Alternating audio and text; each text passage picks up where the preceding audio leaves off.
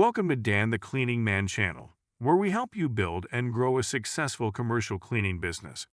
Whether you're just starting out or looking to expand, we provide expert tips, step-by-step guides, and proven strategies to help you succeed. Subscribe now and join our community to stay ahead in the commercial cleaning industry. Next, I mean, we're answering a lot of these questions before we even have to get into them. But what are some of the eco-friendly and non-toxic cleaning solutions can be just as effective or to your traditional chemicals to the deep floor cleaning? Anything stick out to you that you've encountered? As far as the equal cleaning and stuff, Danny, and I'll be honest with you, I haven't dealt with a lot of that equal cleaning stuff. I mean, it's pretty because I deal with more of the specialty type floors and stuff, and I haven't. I mean, we've got green products. I guess that's what you're referring to, the more green cleaning type service. We do have those products. I mean, I've had some guys that just tell me a lot of. I'll just be frank with you that a lot of them say that they just don't get the results with them most of the time. But I mean, I know I'm all for the environment as well. And again, Danny, I apologize. I wasn't quite ready for that question. So you. No worries, no worries. So, to your point, Richard, though, I actually had a comment on one of my videos from a viewer, and the video was in regards to the vapor and steam cleaning, and he kind of argued the fact that your vapor and steam cleaning is not going to fix the problem all the way, that you're going to have to use some kind of chemical to get that taken care of. And I absolutely agree with him. But if you use both of them together, you can get some great results. Right. I think it's how many times you're using that real harsh chemical too. I mean, you may only need it for that one little special job, and the rest of the time you're not going to be using that kind of stuff. But there are some needs where you have to use that real harsh product just to fix a situation, And then there's sometimes that you can get away with using the lighter cleaning on them, but there's specific problems that you don't have a choice, where you're going to have to use it. And I think even again, I'm not totally in the loop on all the clean cleaning rules and regulations, I guess, if you will, that they have, because a lot of buildings, I guess, that you guys deal with on a regular basis are really getting more strict with that today than they were in the past. But there's a lot of good products out there too. I've heard. I don't have a lot of experience in using those products, I'll be honest with you, but there's a lot of products out there that are safer and cleaner for the not only for the buildings but also for the employees as well. Yeah, no, absolutely, and I kind of put you in a pickle there because a lot of yours is kind of heavy duty cleanup, and you got to use the chemicals that are not necessary eco-friendly from that perspective. But when you're looking for particular eco-friendly chemicals, you're kind of looking for that green sealed certification on the bottles. And we do have those products. We do carry them. I'm just not totally familiar with a lot of them at all. Yeah. Okay. And then how does maintaining a regular deep cleaning of floors affect the overall lifespan of flooring, and more on a commercial setting standpoint? Yeah. I mean, on a commercial, doing a deep cleaning on there too. I mean, it just depends, again, what type of surface it is. I mean, if you're cleaning ceramic porcelain or cleaning a marble floor or whatever, again, it's all going to be the key of what type of surface you're working on. Again, talking about, a real marble floor or granite or that's got a high polish. You have different types of levels of finishes on floors too. You have your real high polished floors. You have your real matte finish floors, or home finish floors, I should say. And then you've got your flame cut materials, there's different types of materials that are going to require that different types of deep cleaning and stuff on them. Your high polished marble floors, again, they're going to require a lot more maintenance and stuff on those floors to keep them looking fresh and good all the time. The matte finish or home finish floors too, they do tend to, when you have a lower finish like that, they'll tend to trap a lot more dirt and soil into the floor too, because they're more of a home finish, even though they don't show the spills and things like that as much, but they will get dirty more frequently. That's going to require more of a heavy duty cleaning. And then you've got your flame cuts, where you got the, our real porous type surfaces that trap a lot of dirt and soil and stuff like that into the surface. That's going to require deeper cleanings too on those type of items. I don't know if that kind of answers your question. Yeah, no, and what I surprisingly, this is over 5-6 years ago, not so much today, but that flame cut granite. There are a lot of deep cleaning requests in regards to that. Yeah. And then, you brought it up. It's like, yes, you want a deep clean, but you also probably want to put a sealant on that after you deep clean that. Right. Right. And, we went back and forth on Clear Seal and then Clear Seal Pro. What Right. works best for that, and what keeps, deep cleans it, seals it, maintains it, the longevity, and then also on top of it, the customer's looking for a little bit of a sheen. And we Right. were, I remember them conversation going back and forth, what would be the best for that situation. So, Yeah. Yeah, just depending on your application and stuff, what they want, what the customer wants, but yeah, you have your different types of levels of finishes, and you want to, with the customer, you can take a polish finish and make it a home finish. There's different types of situation there too. So the customer he's tired of maintaining that real high polished marble floor, so he wants to do a home finish, and you can home the floors. It's different floors, especially in the marble industry. Your limestones, your travertines, and stuff like that. Typically, you can polish them. Not all limestones will actually take a polish, but all your travertines and your marbles and stuff too, you can take them as a high gloss, or you can take them as a home finish, or even a satin finish, as well. So a lot of the vendors in the janitorial business and independent, contractors go out to redo concrete, flooring, also so forth. What are you seeing as the trend now in 2024? Is it concrete or is it something else? Yeah, well, I've seen a lot of concrete polishing is starting to come in the more of the in the office buildings and stuff now. I'm starting to see a lot of polished concrete, but really what's gotten real popular now is this new ceramic tile. Ceramics are really kind of making a comeback with the where these people don't want to pay these high dollar marble floors to maintain them. I mean, they're kind of getting tired of the maintenance that it requires to keep them looking fresh and good all the time. So now they have these ceramic floors that look like marble. That's what I'm starting to see a lot of, even on walls and flooring and stuff like that, which are pretty easy to maintain. They'll take a beating at some point. They will eventually wear down, but they will last a long time before they require any heavy, well, there's not literally a lot you can do on them if they've got the a coating or something that's built on them with the real high polish. Right. If they scratch it or something like that, you got to replace the tile or replace that section of the floor to get rid of it. But I mean, they're pretty durable floors. They can withstand quite a bit of traffic and a lot of maintenance before they actually start looking bad.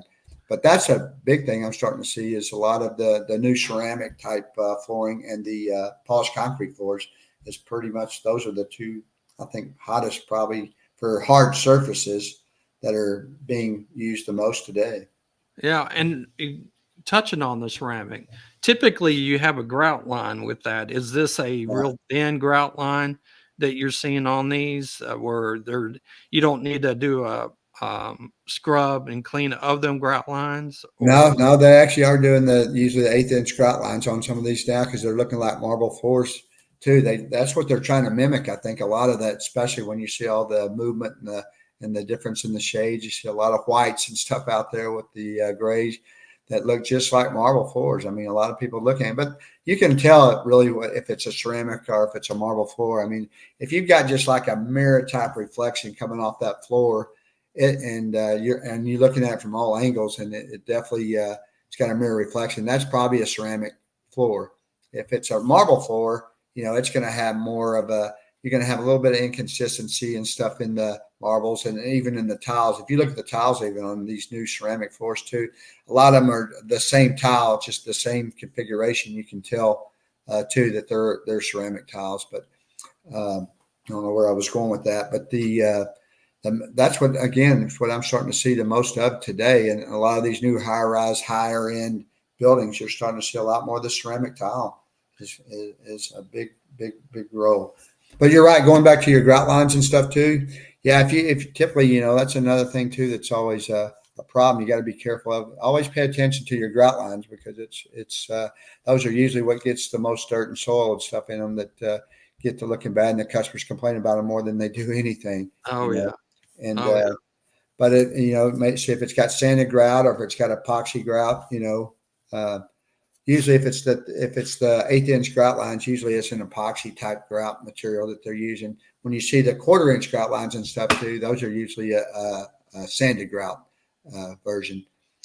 Which you never want to see a sanded grout. If you ever see a wide grout line on a marble floor or something on there, that's going to be a tough one to choose, because and it does happen. It's where maybe a tile installer, they gave the customer a bid, 2 different installers, one that's a ceramic tile installer and one that's actually a marble installer. Well, that marble installer, he's going to use, a non-sanded grout, on a marble floor, where that guy that was a tile installer, he didn't do much marble installation, but so he used the same grouting that he'd used on a ceramic floor. And I've seen that happen, where you have marble floors that have sanded grout on them. And if they're a nightmare to refinish, because, the guy that's cleaning that floor, he's pulling that sand out and he's just going to re-scratch that surface with that sanded grout on the floor. So I have seen it. Yeah, there's a couple places where customers have gotten sanded grout on a marble floor, which is a bad situation, man. It's tough. Yeah, it's nothing you can do about it other than replace it, right? Yeah, either replace it or live with it and just maybe hone it, and that's about it. Don't use a high polish finish on it, because you'll have constantly you won't be able to make it where it's a high polish. You'll have little light scratches in it if you do, just from pulling that sand out and going over the floor. Wow. Yeah. Well, that's valuable insight when it comes to the marble floors, and these floors can be tricky. You just got to be cautious, and you'll learn your way as you go. Let's put it that way. Yeah, just pay attention to what you're working on. That's what you want to make sure you're working on. So for those looking to hire a professional cleaning service, what should they look for to ensure the job is done thoroughly and effectively? And when I put this question together, I was kind of curious what your take was on that. And because you see it on the back end of things, if the floors are not being maintained, and what kind of deep cleaning needs to be done afterwards. Well, like I said, probably like we talked about earlier, on the deep cleaning side of it, once you do that deep cleaning, you shouldn't have to.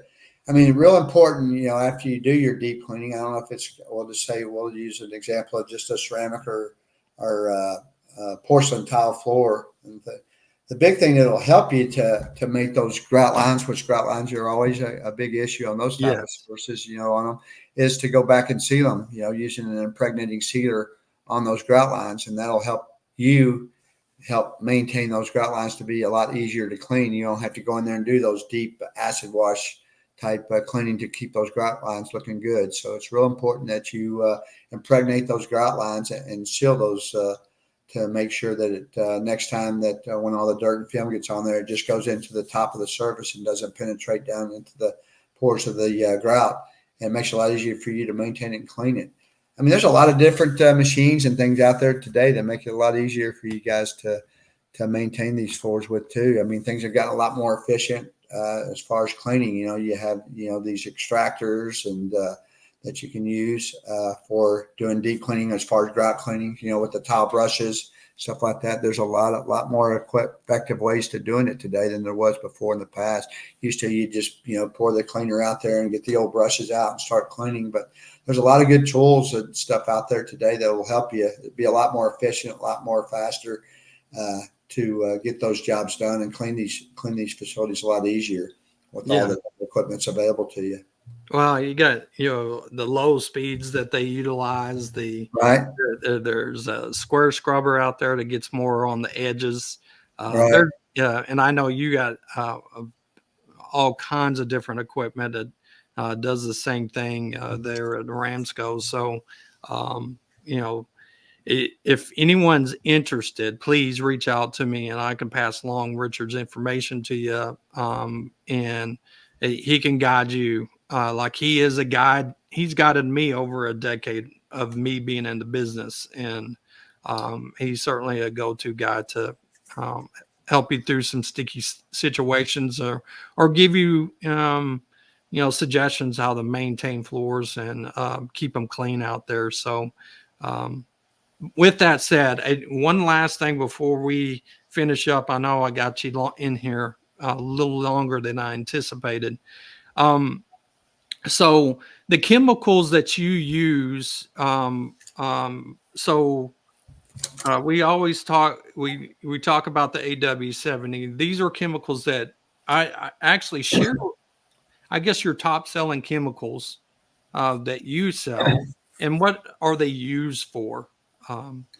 Well, I mean, the top chemicals that I sell for, are obviously, with that previous company I was with, that with the Ramsco, before they acquired us, 6 years ago, I came from BMC, so I've got like 17 years of experience with those chemicals, so I'm pretty familiar with them, and I still stick to them today as well. I mean, we still sell those at the Ramsco. The VMC 30 is just our neutral pH cleaner conditioner. It's a good neutral pH cleaner. And then that's for your daily cleaning, and that you can put in your auto scrubber or put in the swing buffer or however you want to use it, or your mop bucket. And the Pro Cleanse is just a heavy duty alkaline cleaner. Again, I mean, I try to keep it pretty simple as far as cleaning. If you're just doing light cleaning, do use your neutral cleaners. If you're doing kind of that medium to heavy cleaning and stuff, use the degreasers, which is the alkaline cleaners. And then when you have the real nasty situations with your grout and things like that, where you may want to use something acidic, use those. But you don't want to use those acidic cleaners all the time, definitely, especially if you're dealing with ceramic or porcelain floors, because basically what you're doing is you're removing a little bit of the grout from the surface. When you're acid washing a floor, you're removing that top surfaces from it. So if you keep using it over and over and over, you're eventually going to deteriorate the grout. So you want to but that's really the three basic chemicals, and we have different brands. I mean, we have our Viper Renew, our Viper chemicals that are Ramsco that we offer too, that are really good products as well. I just kind of favor the VMC product because I've known them for years and I know what they do, and I get the same result every time. So I've just gotten real comfortable with those. But we have several different versions of type of cleaners that you can use. But those are the basic three for hard floor surfaces: just your neutral, your alkalines, and your acidic type cleaners. Those are the top three I would recommend. And then also we talk about calcium buildup on countertops around sinks. You also have a chemical out there that kind of helps in regards to that too. Yeah, we do. We have one that came from the VMC line. It's called. We also sell one in the Ramsco too. It's called Soft Scrub, but we also sell the VMC Mud. That's another one that really removes hard water spots and mineral deposits and stuff around sinks. You can use it on glass and even on metal and stuff too. It works really well for removing those hard water spots and stuff from the surface. It's just it's a cream, very inexpensive piece. I mean, a quart bottle will cost you about $6. You just use it with a sponge, and works very, very well for removing those hard water spots and stuff on surfaces. Really good product. Refresh my Poultice. Poultice. Yeah, I know you don't probably sell a lot of that. However, that is one of the ones that got me out of trouble one day where we restored the floor, but it moisture's. It wasn't our fault. It was moisture coming up inside that stone as we heated it up. Right. And we put that on top of that spot where it was showing, and put some saran wrap on top of it and let it sit over 24 hours. Yeah. And man, it made a huge difference. The next day it disappeared. Yeah, it's basically just a stain remover for like organic stains, that are in a marble or actually concrete or limestone or travertine foil. They call it a poultice, and it's just a muddy material that you actually mix up and you actually put it onto the stained area that you have, and basically make it about a 1/4 inch thick, I guess it is, over that stained area. Then you cover it with plastic and leave one of the corners open on it, and then you let it sit overnight, and you come back the next day and check the material and see if it's completely dried out. Once it's dried out, it'll be all crumbly and stuff. It'll completely dry. And if it's still wet when you go back that next day and it hasn't completely dried, then just rip the plastic off and let it set another day. but what it does, it kind of pulls that stain out of the surface and helps it to eliminate that stain. Doesn't always get it the first time. It's trial and error, and definitely you want to make sure that you let your customers know too that you'll try to remove that stain from it. And sometimes it will take a couple applications. Sometimes it gets it, sometimes it don't. It's a trial and error, but it works more than it does than it doesn't in most cases.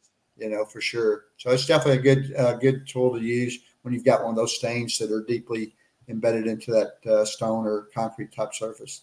Well, and in that situation was limestone, and man, that alone, that product in saving that situation, the customer trusted me in everything that I brought to the table.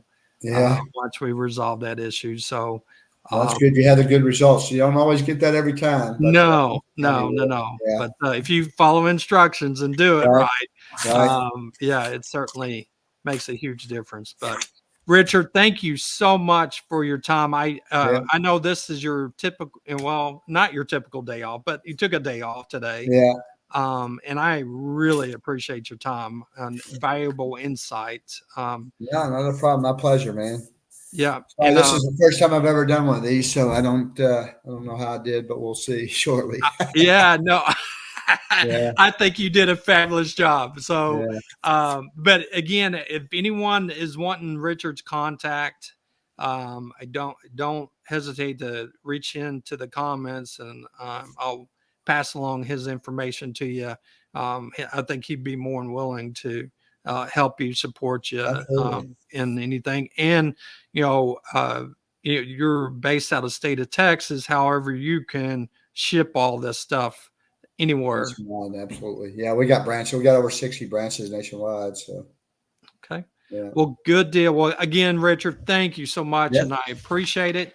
And we will see y'all later. But everyone, thanks for watching Dan, the Cleaning Man channel, and keep it clean out there.